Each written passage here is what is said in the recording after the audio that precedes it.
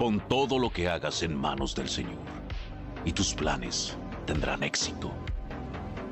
El Señor ha hecho todo para sus propios propósitos, incluso al perverso para el día de la calamidad.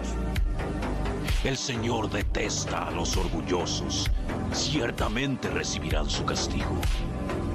Con amor inagotable y fidelidad se perdona el pecado. Con el temor del Señor, el mal se evita. Cuando la vida de alguien agrada al Señor, hasta sus enemigos están en paz con él. Es mejor tener poco con justicia que ser rico y deshonesto. Podemos hacer nuestros planes, pero el Señor determina nuestros pasos.